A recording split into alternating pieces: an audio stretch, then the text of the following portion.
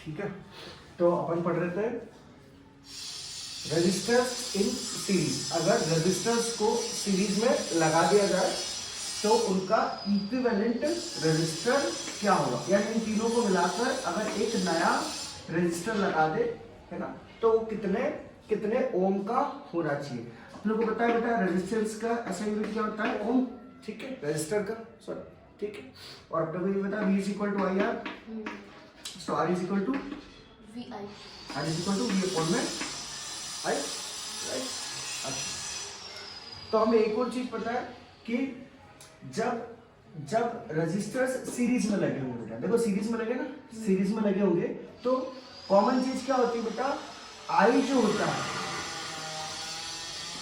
इसका आई क्या होता है, सेम होता है। मतलब यहाँ पे अगर 2 एम्पेयर फ्लो हो रहा है, 2 एम्पेयर फ्लो हो रहा है, तो यहाँ पे भी 2 एम्पेयर फ्लो होगा, यहाँ पे भी 2 एम्पेयर फ्लो होगा, ये तो सेम रहता है। बट पोटेंशियल का क्या होता है बेटा, जैसे पोटेंशियल बेसिकली क्या है, storage of energy, storage of energy. Potential energy नाम सुना आपने, बहुत सारे टाइप्स के ना, potential energy, kinetic energy, wind energy, sound energy जो आ रही बाहर से, light energy, right, cosmic energy. तो पोटेंशियल क्या है, स्टोरेज ऑफ एनर्जी। बैटरी में क्या एनर्जी, तो एनर्जी क्या होती है, अगर ये जो पोटेंशियल है, अगर ये इसको जलाएगा, ठीक है, इसको जलाएगा तो कुछ एनर्जी यहाँ खर्च हो जाएगी, इसको V1 बोल देंगे। थोड़ा इसको आगे बता दिए,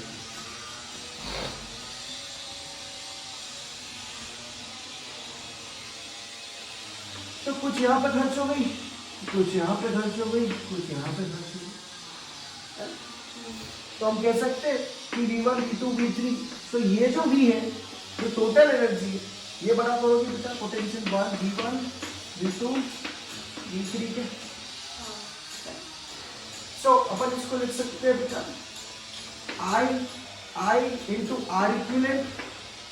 अगर मान लो यहाँ पे एक इक्विवेलेंट होता, एक कॉमन रेजिस्टर होता है इन तीनों का, अगर एक R इक्विवेलेंट होता तो I into R equivalent, I तो कॉमन है सभी के लिए, I सेम है, R इक्विवेलेंट। और यहाँ पे लिख सकते हैं I into R1 plus I into R2 plus I into R3। अब आप सोचोगे सर R1, R2, R3 आपने ले लिया, I1, I2, I3 क्यों लिया, क्योंकि मैं पहले बोल चुका हूँ I सबके लिए सेम है, राइट, तो कोई कंफ्यूजन नहीं। चलो इधर से क्या निकाल लेते, कॉमन, अपन I कॉमन निकाल लेते, है ना। ध्यान रखना बेटा सीरीज में होता है, पैरेलल में I बदल जाएगा, अपने आप को डिवाइड कर देगा, ठीक है। सो यहाँ से I कॉमन निकाला बेटा, तो क्या आएगा R1, R2, R3। इधर already I into R equivalent है, R इक्विवेलेंट मतलब रेजिस्टर जो इनके इक्वल होगा तीनों के, है ना, एक रेजिस्टर, तो I से I कट जाएगा, है ना। तो R इक्विवेलेंट कितना हो गया बेटा, R1 plus R2 plus R। तो ऐसे अपन निकालेंगे बेटा इक्विवेलेंट रेजिस्टर। समझ में आ गया अपना। ध्यान में रखने वाली बात सिर्फ इतनी सी है कि ये जो एनर्जी है सीरीज में इधर आके डिवाइड हो रही है, ठीक है। चलो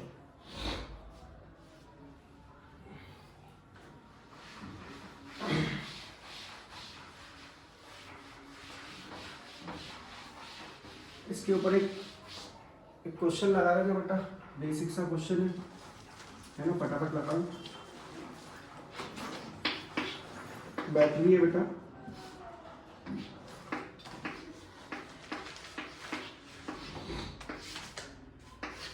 फटाफट आंसर देना, ठीक है। 8 वोल्ट की बैटरी है, यहाँ पे रजिस्टर दिए हुए हैं 2, एक 3 ओम का है, एक 5 ओम का है, ठीक है। आपको निकालना है R इक्विवेलेंट क्या होगा, और इसके अंदर जो करंट है तो करंट का फ्लो, करंट कितने एम्पीयर का इसमें से फ्लो होगा, 8 ओम और करंट 1 कूलम, ठीक है। करंट होगा 1 एम्पीयर बेटा, ठीक हाँ, है। चार्ज को अपन कूलम में लिखते हैं, ठीक है, ध्यान sir, charge is in coulomb and क्या होगा फटाफट बेटा सर, R इक्विवेलेंट कितना हो जाएगा, 8 और V अपॉन में R, तो R इक्विवेलेंट क्या था 8, potential 8/8 is equal to 1 ampere, है ना। समझ में आ गया फटाफट। चलो ये बात मतलब तुम ये ऑब्जेक्टिव वाले क्वेश्चन तो कर लोगे। चलो कॉन्सेप्ट आ गया। अब बात करते हैं बेटा रेजिस्टर इन पैरेलल, ठीक है। पैरेलल अगर इन्हीं रेजिस्टर्स को अपन पैरेलल में कर देंगे तो क्या होगा, ठीक है। पैरेलल में कर देते, चलो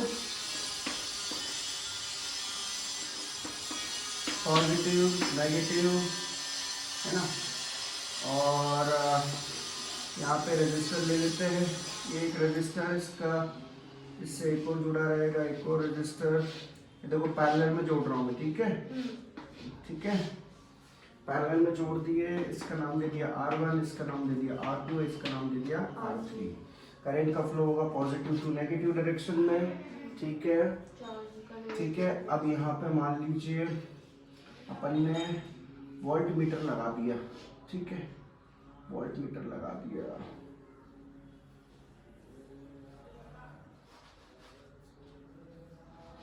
चलो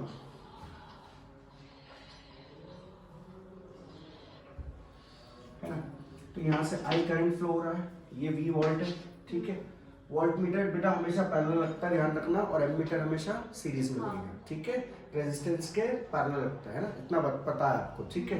बना नहीं रहा हूँ मैं, जगह नहीं ज्यादा वो हो जाएगा इसमें, ठीक है। सो अब इसमें क्या होगा बेटा, I करंट आया है ना, पैरेलल में क्या होता है, करंट अपने आप को डिवाइड कर देगा। मतलब यहाँ से I करंट आ रहा है तो करंट का कुछ हिस्सा यहाँ जाएगा I1, कुछ हिस्सा यहाँ जाएगा I2, और कुछ हिस्सा यहाँ जाएगा I3।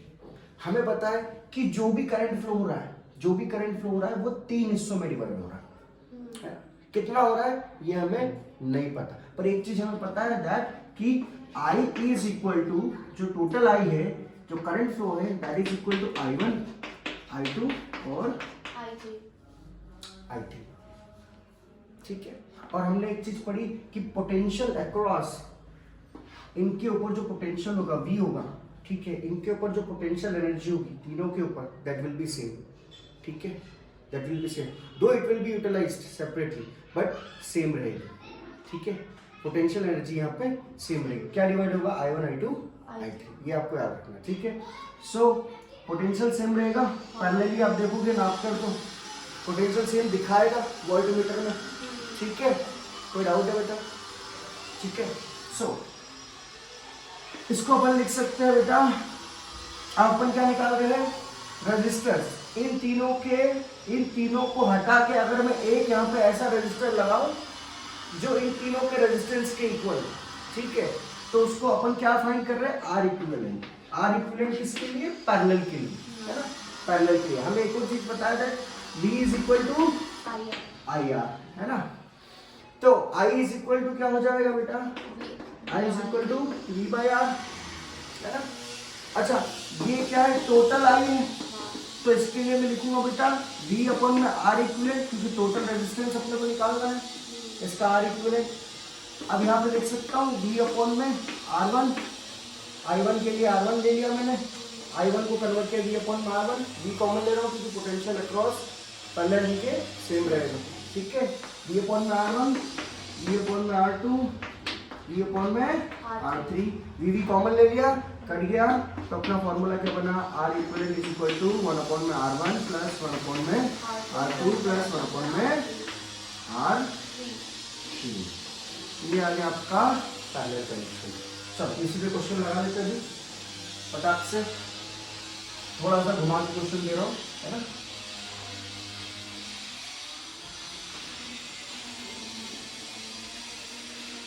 पहले बेसिक ही ले लेता हूँ, ठीक है। इसको दे दिया मैंने बेटा 10 वोल्ट, ठीक है।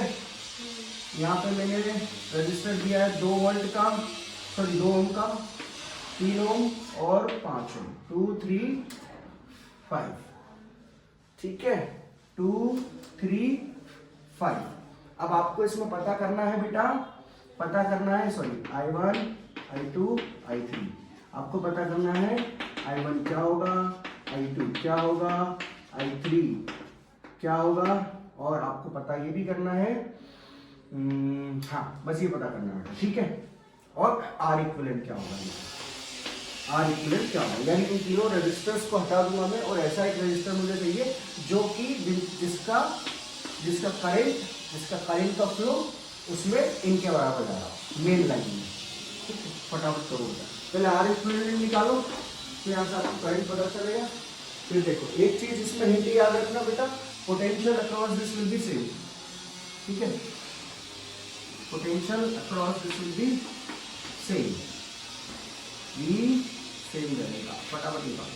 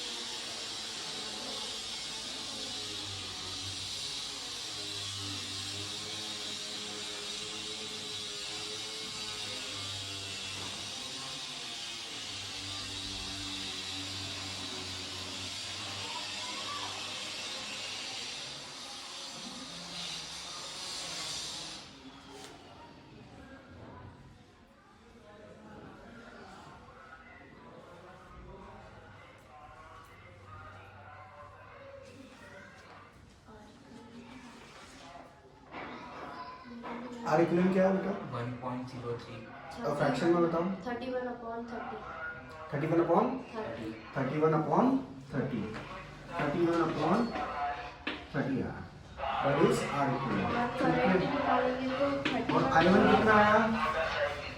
31/3 I1 कितना आया? I1 जल्दी निकालो बेटा, पोटेंशियल सेम रहेगा। फटाफट देखो 10 दिया हुआ है, पोटेंशियल सेम है। 10 अपॉन में 5 I1 आ गया कितना? 2। 10 अपॉन में 3 I1 आ गया 10/I2 आ गया 10/3। I3 क्या है? 2, तो 10 अपॉन में 2 कितना आ गया? 5। तो I टोटल क्या हो जाएगा? 2 प्लस 10/3 प्लस 5, ये कितना हो जाएगा बेटा? 7। ठीक है, 7 प्लस 10/3 यानी 7 3 से 21 प्लस 3 दैट इज 31। ठीक है, 31 अपॉन में 3। ठीक है, 31 अपॉन में 3 क्या आ गया अपना? करंट। ठीक है, करंट आ गया। ठीक है, 31 अपॉन में 3 अपना आ गया 31/3 ampere total. I1 I2 I3 को निकाल लिया फटाफट अपन ने, ये टोटल करंट है ना। अपने को पता आर इक्विवेलेंट ये है और ये है, तो चेक करके देखते हैं, वेरीफाई करके देखते हैं कि पोटेंशियल क्या आना चाहिए। पोटेंशियल आना चाहिए 10 आना चाहिए। So V is equal to IR है ना। IB अभी निकाला अपन ने, राइट, और R भी निकाल लिया है ना। लेट्स सी क्या होता है। सो 10 के बराबर आना चाहिए बेटा, तो पोटेंशियल 10 ऑलरेडी दिया हुआ है। I इक्विवेलेंट अपन ने निकाला that is 31/3, right. R equivalent अभी अपन ने निकाल के देखा, क्या आया तुम्हारा? 31/30 है ना। तो 31 अपॉन में 30 देखते हैं। R इक्विवेलेंट 31 अपॉन में 30 नहीं, ये तो कहीं और जाएगा बेटा। ठीक है, V is equal to IR बेटा, ये 30 अपॉन में 31 तो नहीं? 31/30 ओके, क्योंकि 30 अपॉन में 31 होता तो 10 आंसर आता। कहीं ना कहीं यहाँ पे अपना कैलकुलेशन रॉन्ग हो रहा है। Let's check potential 2 5 7 7 3 41 plus 10 that is 31/3, almost इतना हो रहा है। And B is equal to IR, I इतना है, R इक्वल इतना है। चलो एक बार मैं R इक्वलेंट कैलकुलेट करके देखता हूँ, है ना। क्या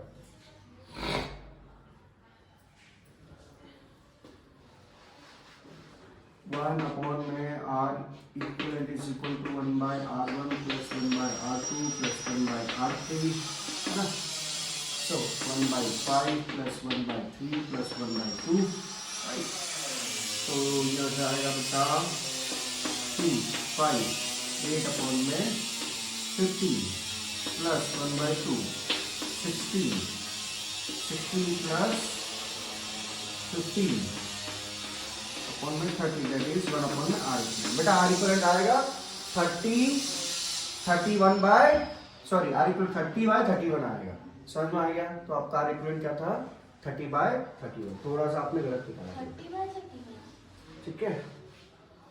वन अपॉन में आर इक्वलेंट आ रहा है बेटा 31 बाय 30। सो आर इक्वलेंट क्या आएगा? 30 बाय 31। समझ में आया आपको? थोड़ा सा मिस्टेक कर दिया था आपने, इसको पलटा नहीं था, ठीक है, राइट। सो कोई बात नहीं। तो यहाँ पे क्या है बेटा? 30 बाय 31। 31 से 31 कैंसल, ठीक है। 3 से 3 गया, आंसर आ गया 10। मतलब जो था अपना आंसर सही था।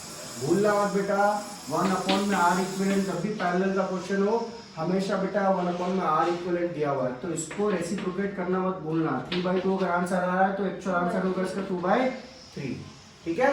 चलो बढ़िया।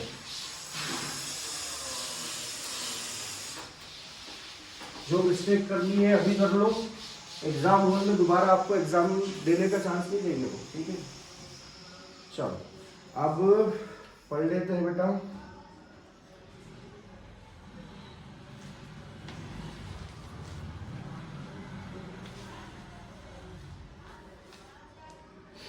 अब बात कर लेते हैं बेटा पावर की, ठीक है।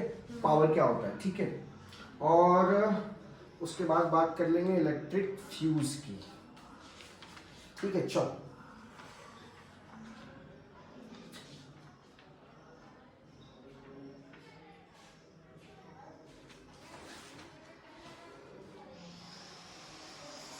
ठीक है। सो पावर की डेफिनेशन दी है बेटा, the rate at which the electric energy is consume और डिसिपेटेड इन इलेक्ट्रिक सर्किट। जिस रेट से इलेक्ट्रिक एनर्जी कंज्यूम हो रही है, रेट से मतलब समझ में आता है ना, पर सेकंड कितने एनर्जी कंज्यूम हो रही, तो जिस रेट से एनर्जी कंज्यूम हो रही है उसे कहेंगे पावर, ठीक है। हम बल्ब खरीदने जाते हैं तो बल्ब में रहता है ना 20 वॉट, तो बताता है कि 100 वॉट्स की एनर्जी पर सेकेंड या पर आवर जो कंज्यूम होगी, ठीक है, ठीक है। यूजुअली बाय टाइम लिखा रहता है, तो सेकेंड भी आप ले सकते हो रेट के लिए, आवर भी ले सकते हो।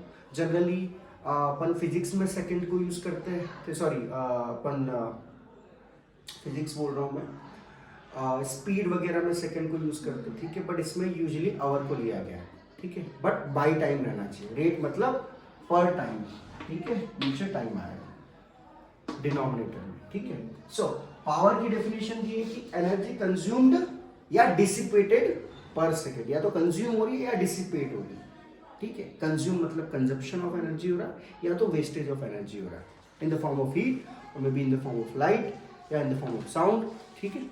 सो पावर इज इक्वल टू दिया बेटा, that is potential into I, P is equal to V into I, ठीक है। ऐसे बोला गया है पावर, ठीक है। नाउ मतलब एक तरीका ये है पावर को रिप्रेजेंट करने का, V is equal to I R होता है, हमें पता है, तो इसको अपन लिख सकते हैं आई आर इंटू आई, मतलब आई स्क्वायर आई। इसका ऐसा ही यूनिट होगा बेटा वॉट, ठीक है, वॉट आई स्क्वायर आई। किस रेट से जा रही है बेटा, ये पता करने के लिए डायरेक्ट ये formula P is equal to V into I, potential energy into current flow, potential energy into current flow, और आई स्क्वायर आर, और इसको V के टर्म्स में लिखना है पावर को, तो I को लिख सकते हैं V बाई आर, I को लिख सकते हैं V अपॉन में R, तो उसको लिख सकते हैं आप V स्क्वायर अपॉन में V स्क्वायर अपॉन में R, ठीक है। तो चल इसी के ऊपर फटाफट एक छोटा सा क्वेश्चन मान लेते हैं, ठीक है। अगर बेटा एक 10 वोल्ट का बैटरी है, 10 वोल्ट की बैटरी है, ठीक है, और यहाँ पे रजिस्टर दिया हुआ है 5 ओम का, तो आपको रजिस्टर की बल्ब लेता हूँ, ये बल्ब है, इसका रेजिस्टेंस है 5 ओम। कितना इसका रेजिस्टेंस? 5 ओम। तो आपको बताइए बल्ब कितने वॉट का है, फटाफट। 20 वॉट। ये फॉर्मूला है, क्या क्या दिया हुआ है फॉर्मूले में, V दिया हुआ है, V दिया हुआ है, फटाफट पावर निकालो इसका बेटा, कितने वॉट का है ये? 20। 20 वॉट का v स्क्वायर अपॉन में r, v स्क्वायर कितना है 10 का स्क्वायर अपॉन में r कितना दिया हुआ है 5, तो 100/5 बराबर 20 वॉट। ये बल्ब कितने वॉट का है बेटा 20 वॉट का बल्ब लगा हुआ है ना। चलो इसकी जगह अब मैं लगा देता हूँ फैन, है ना।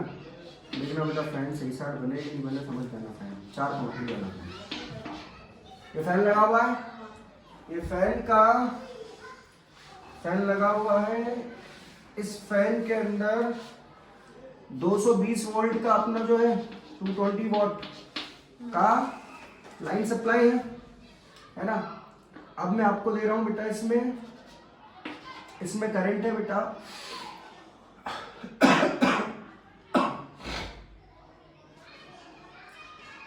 इसमें करंट फ्लो हो रहा है कुछ 10 एम्पेयर। कितने एम्पेयर का 10 एम्पेयर का करंट बहुत ज़्यादा हो जाता है हालांकि, बट ठीक है 10 एम्पेयर का करंट फ्लो हो रहा है, ठीक है। इतना वॉट दिया हुआ है 2200 बेटा। इसमें आप कैसे निकाल लोगे अभी V into I। हाँ है ना, ज़्यादा हो जाएगा, ठीक है। 10 एम्पेयर का बहुत ज़्यादा हो जाएगा। 1 एम्पेयर करंट बहुत बड़ी अमाउंट में होता है 1 एम्पेयर की, पर एनीवे 1 एम्पेयर करंट लो, ठीक है। इतना ही फ्लो होता है जनरली 1 एम्पेयर 2 एम्पेयर, ठीक है। 16 10 एम्पेयर तो बहुत ज़्यादा। हाँ कितना बेटा 220 इसका पावर कितने का हो गया, कितने वॉट का हो गया ये 220 P is equal to into I. तो कितने वॉट का हो गया अपना फैन 220 वॉट का फैन हो गया। अच्छा अगर मैं बोलूँ कि चेक करके देखो कितने वॉट का है, तो आपको एक्चुअल में फैन में चेक करने की जरूरत नहीं है। अपने पास में क्या है चेक करने के लिए एमीटर है। वोल्ट अपने को पता है 220 वॉट का आता है। कुछ नहीं करना है, इसकी लाइन में इसके तार में जाके वो एमीटर को कैसे कनेक्ट करना है, सीरीज में कनेक्ट कर देना है। सीरीज में कनेक्ट कर लेंगे, एमीटर में रीडिंग आ जाएगी कि फैन एक्चुअली कितना कंज्यूम कर रहा है। तो अपने पास आई आ गया, वी अपने को पहले से पता है, वी इंटू आई कर दिया, पावर निकाल लिया अपन ने।